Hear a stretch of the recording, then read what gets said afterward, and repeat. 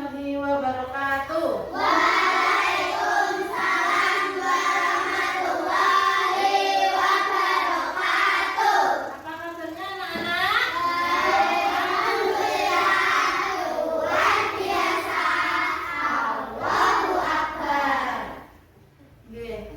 Ini tadi sudah disapu ya, sudah dipikat semua ya. Sudah. Oke.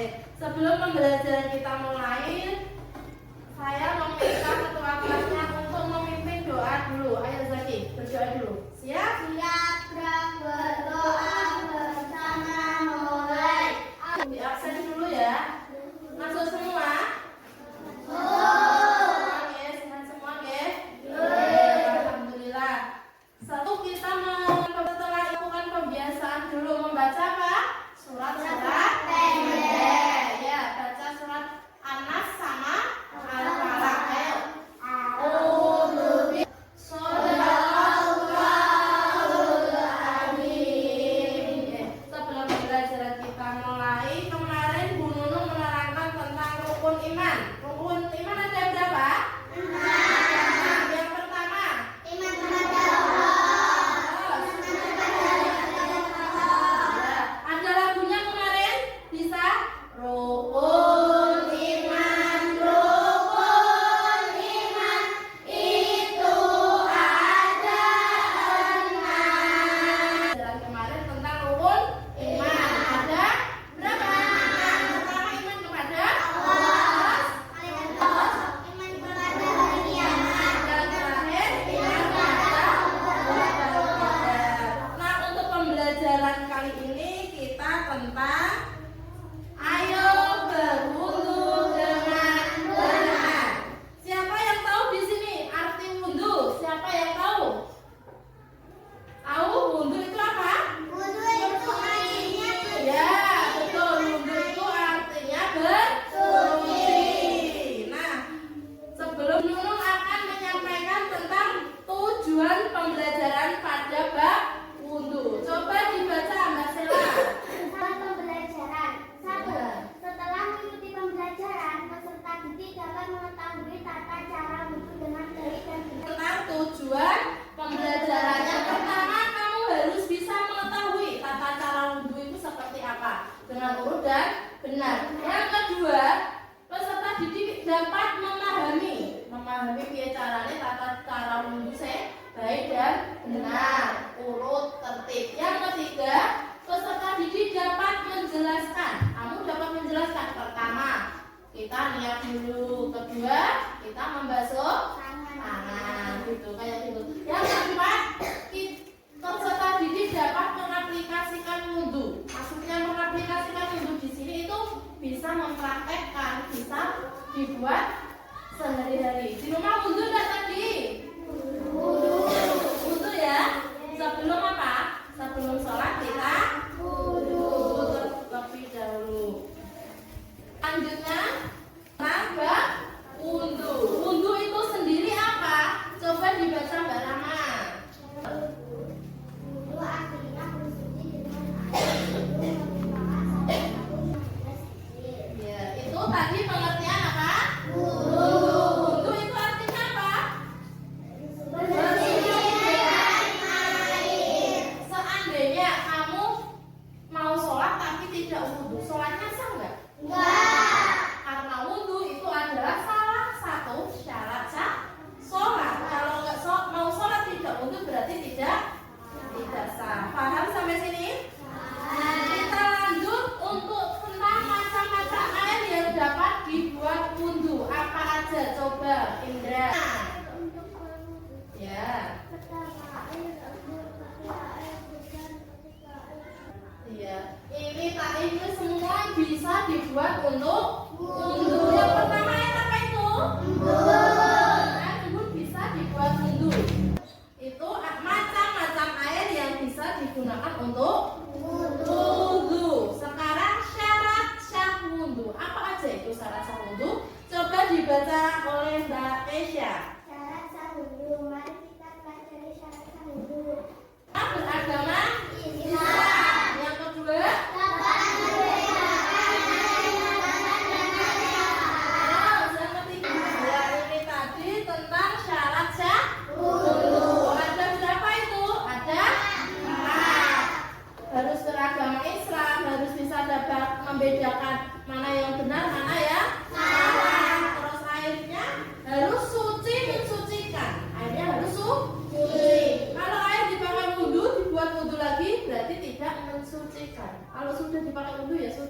Itu ya, nanti jadinya air mustamal. Terus mengetahui tata cara wudhu yang benar, urut runtut itu ya, itu syarat sahnya wudhu. Untuk rukun wudhu coba dibaca Mas Zaki.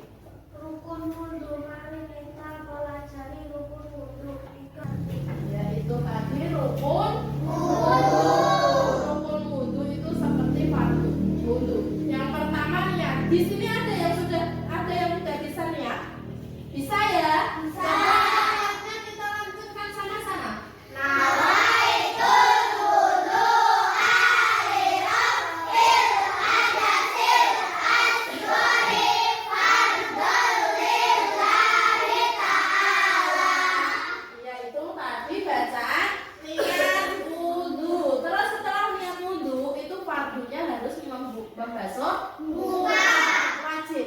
Mau wudhu harus niat. Itu wajib ya. Yang kedua biasanya kita siku. Kedua tangan sampai siku.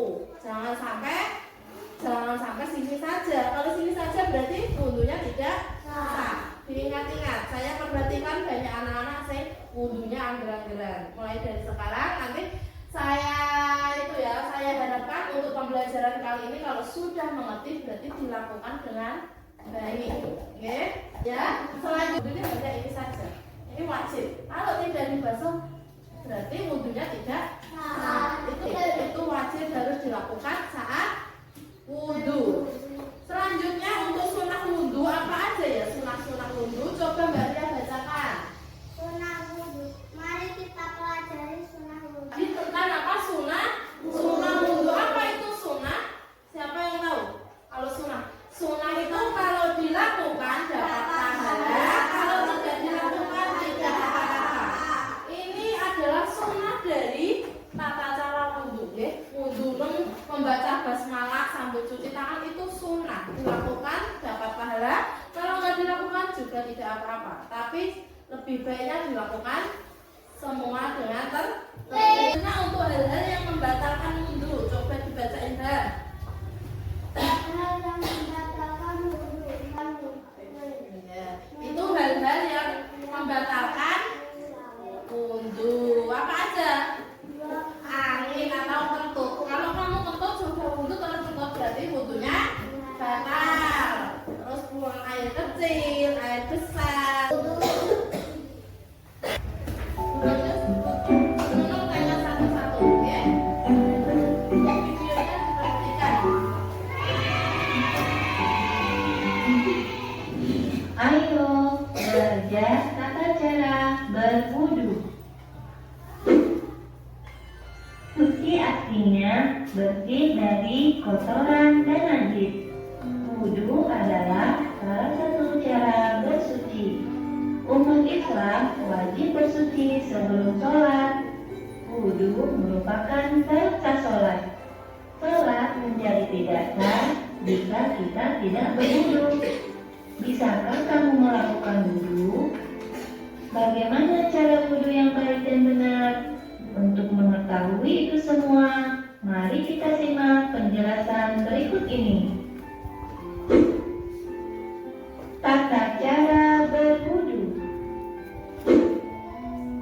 1. Membaca niat atau basmalah. A'udzu billahi minasyaitonir rajim. Pastikan jangan ada bagian yang tidak tersampai bersih. Pastikan terkena air secara merata. 10. Membaca doa setelah berwudu dengan menghadap kiblat. Asyhadu an la ilaha illallah. Nah, itu dia teman-teman pembelajaran kita kali ini tentang belajar tata cara berwudu. Nah, sudah paham untuk tata cara wudhunya? Sudah. Bu Nunung mau tanya tentang bacaan doa setelah wudhu. Sudah bisa semua apa belum? Gimana bunyinya? Asyhadu an. Ada yang dipertanyakan untuk pembelajaran kali ini tentang apa tadi? Wudhu.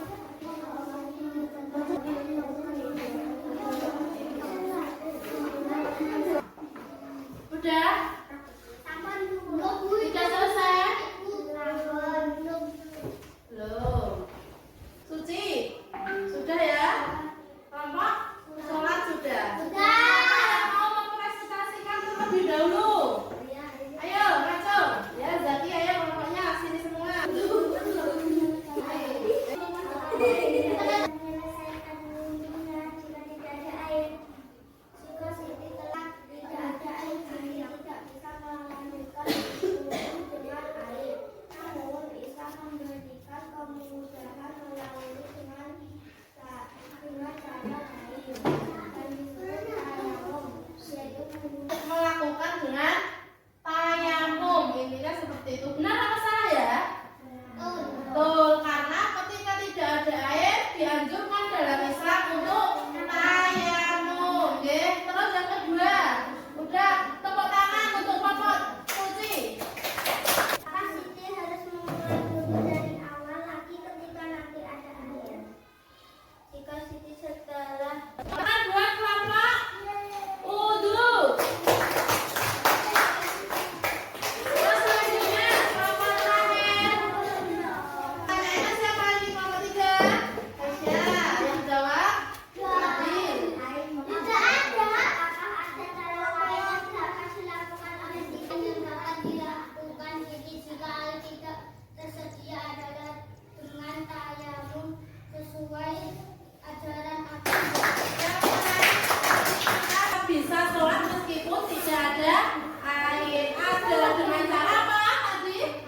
Tayamum. Dari studi kasus tersebut kamu paham nggak tentang wudhu?